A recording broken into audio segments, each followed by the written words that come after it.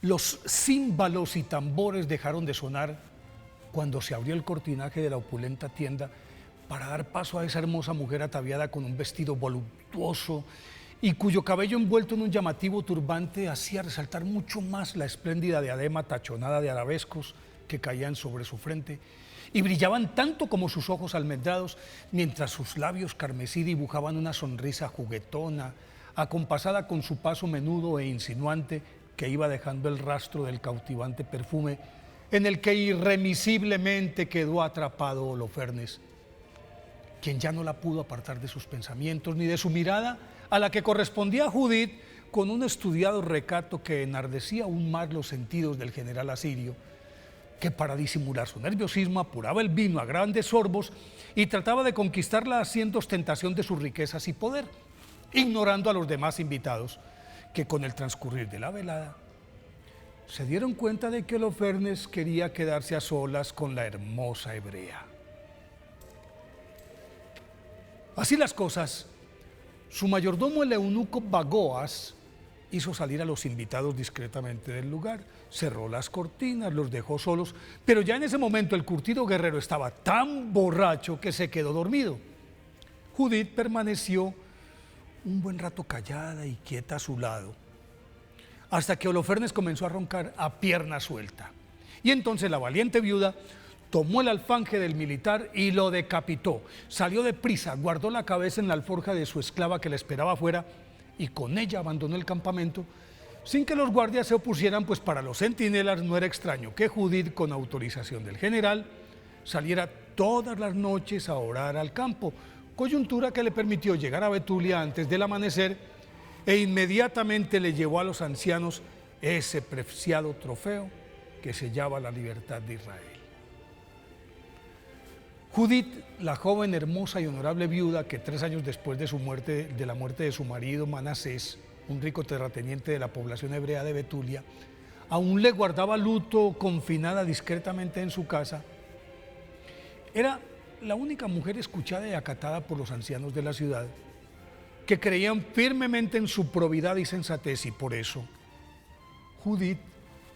se tomó la libertad de reprenderlos con autoridad, especialmente a Osías, quien ante la desesperación del pueblo, que moría de hambre y sed,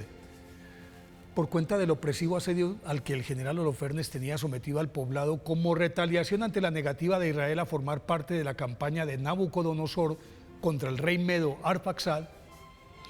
él les había prometido a los desmoralizados habitantes de Betulia que si en 5 días Yahvé no los liberaba, entregaría la ciudad a Holofernes, determinación que a juicio de Judith era evidencia suficiente de su escasa fe en el Señor, que siempre había salvado al pueblo providencialmente en los momentos más aciagos de su historia. Al concluir su admonición, se ofreció para vencer a Holofernes, y aunque no les dijo cómo lo haría, les aseguró, eso sí, que tendría éxito, porque esa era la voluntad de Dios. Con ciertas reservas, pero en vista de que no tenían nada que perder, los ancianos la bendijeron y le dieron vía libre a su plan. Esa misma noche, Judith, ataviada con sus mejores galas y joyas, salió de Betulia acompañada por su fiel doncella, avanzó hacia el campamento enemigo, al cual llegó en medio de la densa oscuridad, y detenida por los guardias les pidió ser llevada a la tienda de Holofernes, quien, a pesar de que su belleza lo deslumbró, receló de las intenciones de la hermosa hebrea. Pero Judith disipó sus dudas al decirle que como Israel había pecado, Dios lo pondría en sus manos y sería ella la que guiaría su ejército a través de Judea hasta la victoria final en Jerusalén. Pero antes tendría que esperar una señal divina que solo podría recibir tras varias noches de oración en el campo, propuesta que fue aceptada de buen grado por el general enamorado, quien supuso que con esa jugada obtendría 2 jugosos botines, a Israel y a Judith. Pero en la 4ª noche le salió el tiro por la culata, porque en la fiesta que programó para seducirla, la hermosa viuda le cortó la cabeza. Se la llevó a Betulia y en medio de las aclamaciones del pueblo la colgó de las murallas. Al día siguiente, cuando los asirios se dieron cuenta de lo ocurrido, se confundieron y fueron presa fácil de los envalentonados israelitas, que así mataron 2 pájaros de un solo tiro, acabaron con sus enemigos y se apropiaron de las suculentas riquezas que atesoraban en su campamento abandonado. Cumplida la misión, Santa Judith, considerada una de las más grandes heroínas del pueblo judío, eludió de por vida todos los honores y reconocimientos que quisieron tributarle y permaneció en la penumbra de su casa, en la que murió a los 105 años en olor de santidad. Por eso hoy, 30 de diciembre, día de su festividad, pidámosle a Santa Judith que nos enseñe a encarar los retos de la fe con valentía.